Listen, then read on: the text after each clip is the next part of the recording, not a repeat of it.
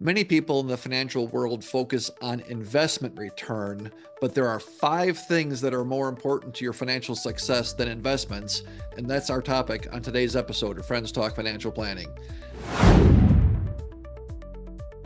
Hi, I'm John Shearer, and I run a fee-only financial planning practice in Middleton, Wisconsin.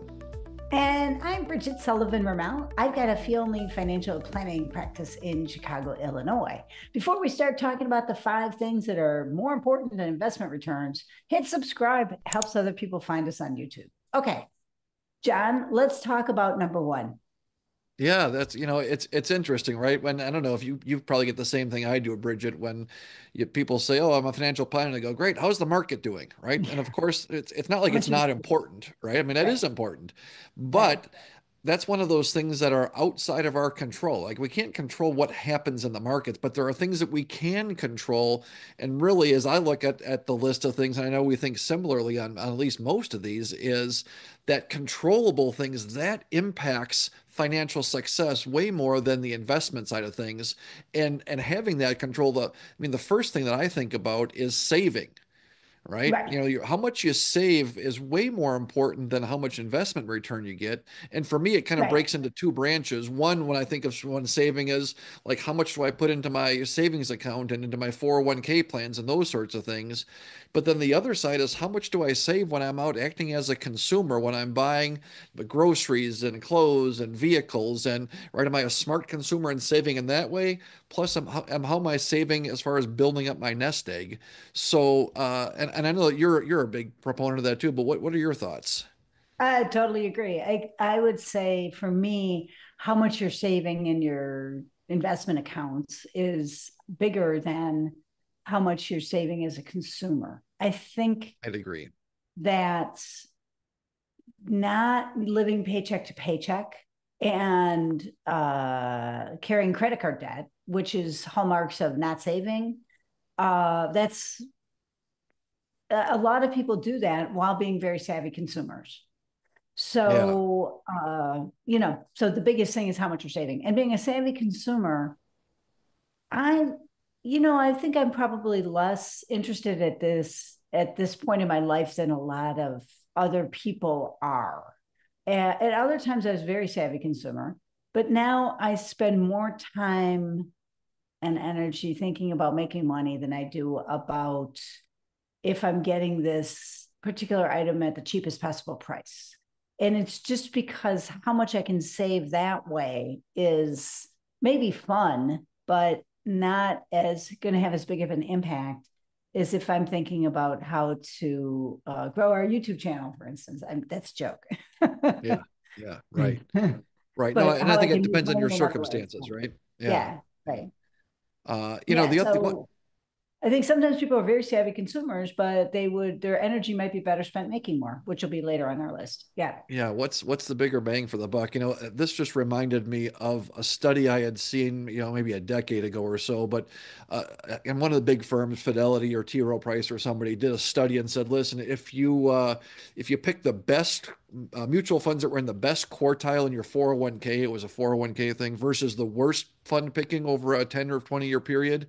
And then the difference, so that was one difference. And then did you save 3% of your income or did you save 10% of your income? And people that picked the worst possible, investments in the fourth quartile, but saved 10% instead of 3%, ended up far ahead of the people that picked the best investments, but only saved 3%, right? It's like that Right. sort of thing. Exactly. The Yeah. specifics aren't that And important, but that idea, right?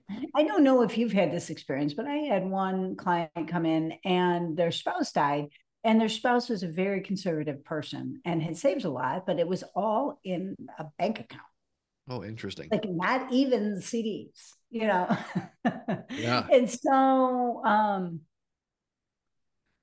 but because they had this saving habit, they were fine.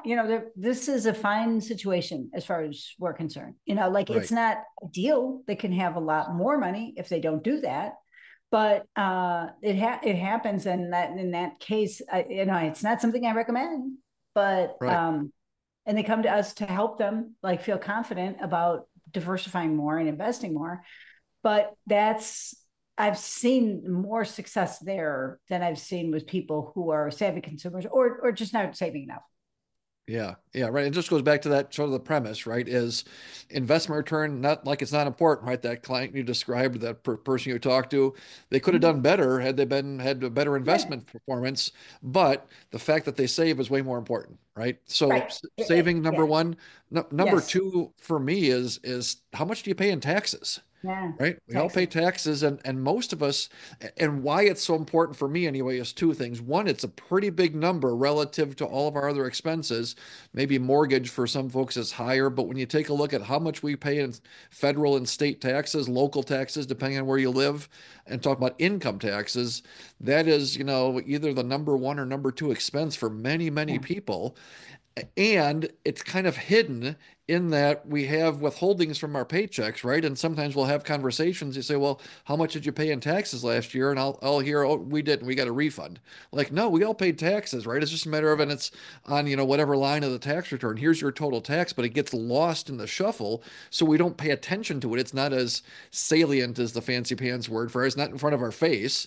Not like when we go to the gas station, right? The billboard has, here's what the price of a gallon of gas is. So it's kind of hidden and it's a big number. So when we can manage that, that's more important than investment return for me.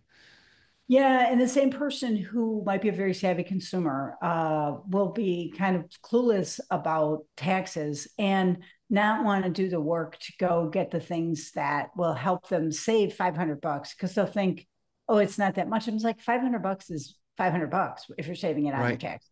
You know, Right. like $1,000 is $1,000, even though so you can get that bias where you're comparing it to how much you're paying in taxes like so I'm paying 20,000 in taxes, saving 500 isn't that much. Well, no, $500 is still like imagine if you could save $500 at the grocery store, wouldn't you do it? Yeah. Yeah. And Right. it would take a lot more time than saving money in taxes. So I think saving money in taxes is huge. Next, and this I think is going to surprise people, but how stable are your relationships? That's number three. I love it. You know, getting a divorce, that is expensive. Yeah. Yeah. And what one of my, and we haven't seen, an extended downturn in the market for a while, right? But Yeah. going back to 07, 08, 09, when we had that whole credit crisis thing, it was bad time from an investment return standpoint. But, I remember talking with folks and you say, listen, talk to somebody who's been through a divorce in the past 5 years. How much did they Right. lose in the divorce versus in the stock market, right? Like that sort of Right. thought process. And you go, oh, yeah, and how steady are relationships? Again, counterintuitive. You're like, what? What does that have to do with, financial success? But a ton, right? A ton, a Yeah. ton. Yeah, it's huge. And so if people are having issues with the relationships, getting counseling to try to work it out, and it is like huge payoff if it Yeah. if you can avoid a divorce because of it. Huge It's payoff. interesting that I like That's the the way you return on phrase that. investment, right? Pardon me? I I said I like the way that you phrase that, and I had not considered it before just this minute that, you know, it's an expense to go to counseling or to, that sort of thing, but it could be a great return on investment Better than when you anything. think about it. Yeah. Yeah, that's Right. really And you interesting. can, yeah, right. And yeah, the happier you are, probably the more you make too, also. And that Yeah. gets us to the next thing, which is earning. Okay. So this is number four. How much you earn is more important than we think investment returns. Okay. So do you want to break that down a little bit, John? Well, yeah, I mean, for me anyway, it's sort of exactly at face value, right? We've got this in a lot of ways. We've got control over how much we earn, the type of job we take, and the type of promotions, the things that we look for, and being able to earn more, right? If I take a different job and I'm earning 20% more, that's way more important to my financial success than my investment return is, right? If I'm underemployed, right? I've got a job and I'm not maximizing my earning potential, that number over the next 5, 10, 15, 20 years is way more impactful than did I get 9% or 10% in my investments. Yeah. And I want to give a shout out to Bert Whitehead here because well, he helped me develop this list. So I talked to him about, I don't know, it must have been 15 years ago now, and he had 10 things. We've narrowed it down to five. But his thing was how much you're earning with joy. And I think that with joy makes it a lot more, well, first of all, you're less likely to spend just to console yourself because of your Right. difficult job. But also, it's a lot more sustainable because so the earning will hopefully be continuing. So being miserable at your job is not that. necessarily that great with your finances, but focusing on earning. And another thing that he would say is it's a lot easier to earn more money than it is to cut spending. Yeah, right. Maybe, and I have actually found that to be true. But maybe it's not true for everybody, but give it a thought. Give it a, I love And that idea, right? Is give it a thought, right? Don't dismiss it. yeah, Like, oh, no, wait a minute. Maybe it'd be easier just to make more money, right? We don't typically think about that. And that can be really, yeah, really impactful. yeah. And it might not be true for everybody. Yeah. Right. Last but not least is are you house poor? Okay. So if you're spending too much on your house, and you can't save any money because you have to put all this money in for repairs and you have a big mortgage, etc. This makes it hard to save. And houses are not a liquid investment. And sometimes people make a lot of money in their houses and sometimes they do not. And it's very undependable way to, I mean, I believe in buying a house and I think it's a great part of your overall net worth. But being house poor, man, that is tough. So that is a big factor in your financial success. What are your Yeah, thoughts? yeah, no, I agree. And I think it was Burt Whitehead actually that taught me that real estate's made more millionaires in the United States, and Yeah. it's also caused more bankruptcies, right? But real estate can be a great deal, and I'd even say usually it is, but when it's Yeah. not, it's really a problem. Right. If you know people that have had problems with mortgages that are too big, houses they couldn't get rid of, I mean, all those sorts of things, again, way more important than what their investments were doing for them, right? From a financial success standpoint. So right on point as far as I'm concerned. So then let's talk about investment returns. Not unimportant, but we really have two different factors there that we like to talk about. So, you're talking about the cocktail party when somebody's like, oh, how much are you making right now? I'm like, ay, ay, ay. But so there's short term, which is a DAC question, and then there's long term. And long term, I think, is more important in most cases and depends on being well diversified. So that's another part of investment returns that I think doesn't get the the play that it probably should. Yeah, I mean it's one of those that investing is a long-term game, right? Anything that's, I don't know what the right number is, less than 5 years as far as a time horizon. What happened last Right, year is speculation, right, right? Investing is a long-term deal. So we look at that, and being diversified is the same thing, right? Last the right, 5 years, U.S. large cap stocks, S&P 500 has been the place to be. right. That's awesome.